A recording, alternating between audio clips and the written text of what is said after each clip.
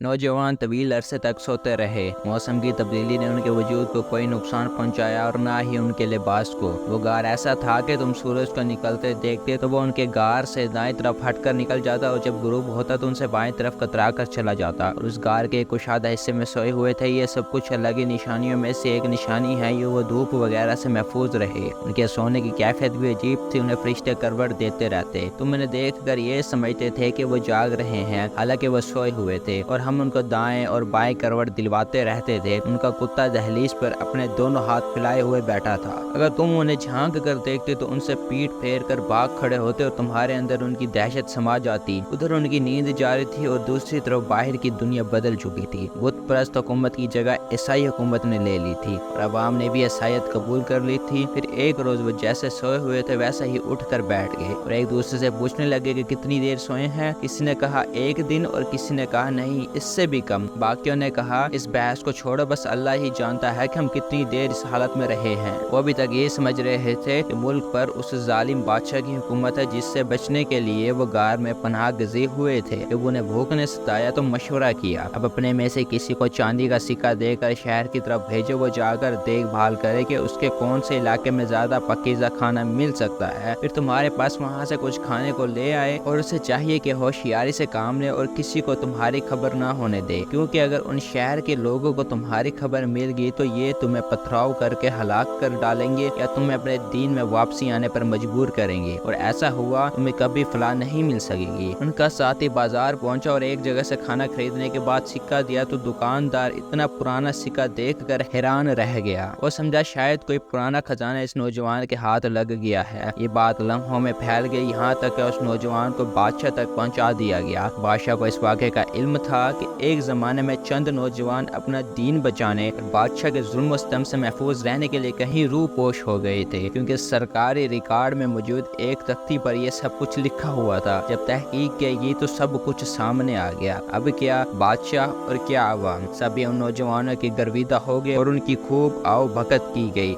लोग जोग दर जोग उनकी जियारत और मुलाकात के लिए गार पहुँच गए। वो नौजवान बादशाह और अवाम की जानिब से दरख्वास्त के बावजूद शहर में रहने के बजाय दोबारा गार में चले गए और वहीं उनका इंतकाल हुआ। जब शहर तक खबर पहुंची तो लोग जमा हो गए और उनकी तदफीन वगैरह के हवाले से मुख्तलिफ मंसूबे बनाने लगे। फिर वो वक्त भी आया जब लोग उनके बारे में आपस में लड़ झगड़ रहे थे। चुनाचा कुछ लोगों ने कहा कि इन पर एक इमारत बना दो, इनका रब ही इनके मामले को बेहतर जानता है। आखिरकार जिन लोगों को इनके मामलात पर गलबा हासिल था उन्होंने कहा हम तो उनके ऊपर एक मस्जिद जरूर बनाएंगे। क्यों गार का दहाना बंद करके उसके ऊपर एक इबादत गाह बना दी गई। कुरान पाक में इस वाक़े का आगाज इन अल्फाज से होता है, क्या तुम समझते हो कि गार और रकीम वाले हमारी बड़ी निशानियों में से थे। गार के माने तो वाजिया हैं, मगर रकीम का क्या मतलब है। इसी ज़मन में मुफस्सिरीन ने मुख्तलिफ आरा का जिक्र किया है, जिनके मुताबिक रकीम उस वादी का नाम है जिसके पहाड़ में गार वाक़िया थी।